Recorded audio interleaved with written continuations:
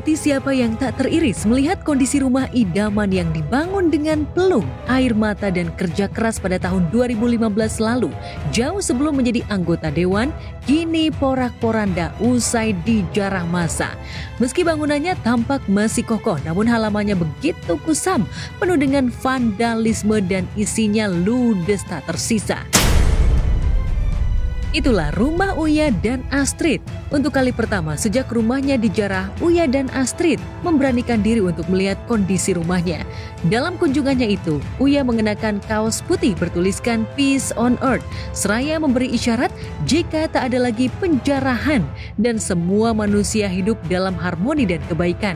Uya tak bisa berkata-kata melihat kondisi rumahnya yang kumuh. Ditambah baru gerbang sudah disambut dengan tulisan rumah ini disita rakyat hingga sumpah serapah di sepanjang tembok.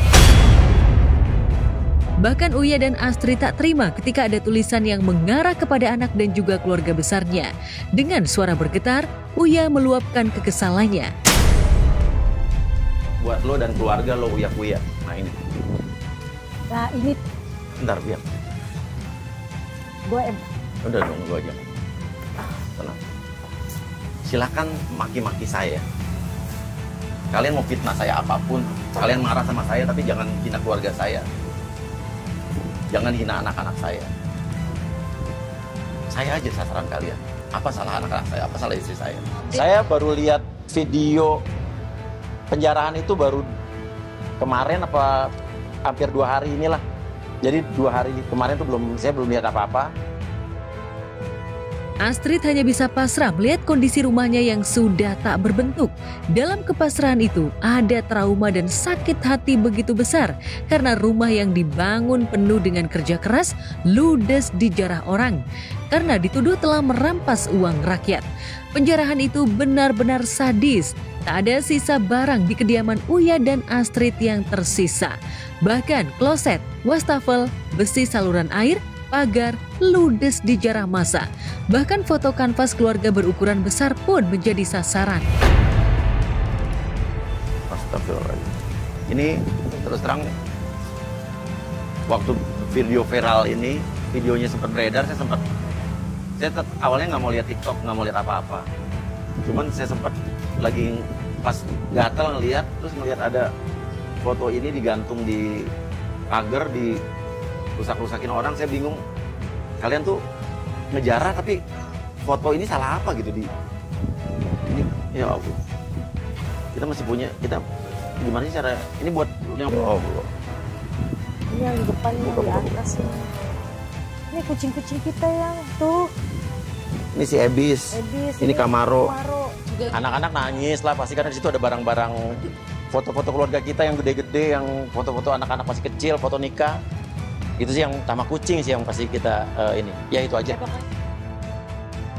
Dan yang cukup menyedihkan lagi adalah yang tinggal di rumah Uya bukan hanya istri dan 2 anaknya, melainkan ada mertua dan adik iparnya, hingga karyawan yang mengurus kucing mereka. Dan semua barang-barang mereka pun ludes dilumat masa. Lantas seperti apa reaksi Uya dan Astrid saat masuk ke kamar mereka yang juga porak-poranda? Seperti apa tangis Astrid ketika menemukan VCD pernikahan mereka satu-satunya hancur?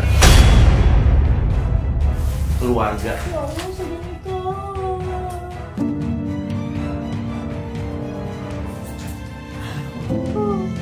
Ini sini nikah ini lagu. Cuman kita cuma punya satu lagi. Ini souvenir, kisah souvenir pernikahan kita, lagu ciptaan saya untuk Astrid pada saat itu. Tris masih ada nih, masih bisa Tris. Tapi part 3-nya, part ini udah hancur. Ini bukan CD ini loh. CD dokumentasi nikah. Dokumentasi nikah. Mahar kawin saya juga hilang semua. Dan yang masih belum ketemu tuh adalah foto-foto pernikahan saya. Yang foto-foto banyaknya ya. Piano segede, kita punya grand piano segede gini. Ini pengangkatnya pakai apa, Dre? Piano, kursi pijat juga nggak ada kursi pijat. Secara pribadi ya, tolonglah untuk sebagai warga negara Indonesia yang berbudi luhur lah ya.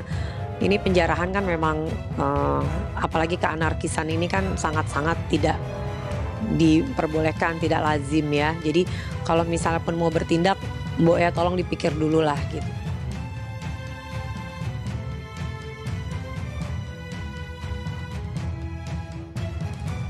Geger. Tak ada angin, tak ada hujan, Vena Melinda tiba-tiba membagikan kutipan yang menyinggung ihwal anak durhaka kepada orang tuanya. Sontak saja, kutipan yang diunggah Vena itu membuat heboh jagat maya dan ramai diperbincangkan. Banyak yang berspekulasi jika Vena memiliki masalah di dalam keluarganya, hingga menyinggung dan mengaitkan hubungan Vena dengan kedua putranya, Verrel Bramasta dan Atala Naufal. Apalagi kesibukan Verrel sebagai Mas Dewan makin sulit ditemui, pun dengan Atala yang kini menjadi sespri kakak kandungnya. Lantas benarkah puncaknya lantaran Verrel dan Atala sempat telat mengucapkan ultah pada Mama Vena? Ini banyak yang salah paham. Aku tuh lagi pengen merefleksi diriku sendiri gitu ya. Bahwa kalau kita nih kadang-kadang suka melupakan bahwa hal-hal kecil ya. Kita tuh kadang-kadang suka melupakan orang tua gitu. Ya aku sendirilah waktu aku sibuk di sinetron, di DPR, mungkin aku lupa meluangkan waktu. Jadi aku lagi suka posting hal-hal yang mengingatkan reminder kepada diriku sendiri. Yang pasti waktu itu saya serahkan semua untuk pekerjaan, untuk keluarga dan orang-orang tersayang. Untuk diri sendiri aja udah gak ada waktu. Ya nggak apa-apa, ya itulah aku juga nggak nyangka kadang-kadang kita kan posting kan apa aja ya. Kadang-kadang ke story juga bukan hanya tentang anak durhaka, tentang anak yang mungkin kurang waktu kepada orang tua, tapi kepada misalkan gimana kita sholat duha yang baik tuh ada waktu-waktunya. Banyak sih yang posting, cuma orang langsung meresponnya ke situ. Sejatinya, unggahan soal durhaka kepada orang tua itu adalah bentuk introspeksi diri dan bukan khusus untuk kedua anak-anaknya. Bahkan, Vena juga menyadari dan mafhum jika putra sulungnya itu sibuk dan sulit menjalin kebersamaan dengannya. Bahkan, saat ulang tahun Fania saja, Verrel hadir hanya dalam hitungan menit dan langsung pergi lagi. Di Lombok kita harus menjalankan sumpah pengawasan untuk MotoGP dan juga PON 2028. Jadi baru mendarat tadi dan sekarang ada acara di Dapil. Jadi saya langsung ke Karawang habis ini. Enggak sih, alhamdulillah sih udah biasa kalau memang harus sendiri, karena dari umur 17 juga Mas Verrel kan udah punya rumah. Yang tinggal sama aku kan Kak Atala sama Fania. Jadi kayaknya kalau kesepian sih enggak. Karena kan juga aku banyak teman-teman dan ada orang tua aku dekat semua kan tinggalnya. Lantas benarkah Verrel tengah bucin dengan wanita baru usai dikabarkan tak lagi menjalin relasi spesial dengan Fuji? Apalagi kabarnya pacar baru Verrel, seorang anggota dewan yang bernama Ruby Hairani. Dan bagaimana dengan Atala yang makin mesra dengan Aurelia Belinda? Benarkah Verrel dan Atala sibuk kerja dan pacaran hingga lupa dengan orang tua, khususnya Vena? Alhamdulillah masih berteman, bersilaturahmi dengan baik. Doain terus ya semua. Ya memang kalau anak udah dewasa kayak Mas Verrel, kayak Kak Atala, pasti kan apalagi Kak Atala sekarang bantuin Mas Verrel ya, dia jadi aspri gitu. Udah nggak jadi Mas Dewan ya, dia sudah menjadi aspri. Jadi dia ikut kemarin kakaknya Punker, dia ikut kemarin ke DPR. Jadi emang mostly sama Mas Verrel. Jadi aku sekarang temennya memang Fania. Tapi ya itulah hidup ya, bahwa ada siklus di mana nanti kalau Fania gede aku juga harus siap-siap nih. Tuanya harus banyak temen, harus banyak kegiatan kayak mamaku aja gitu.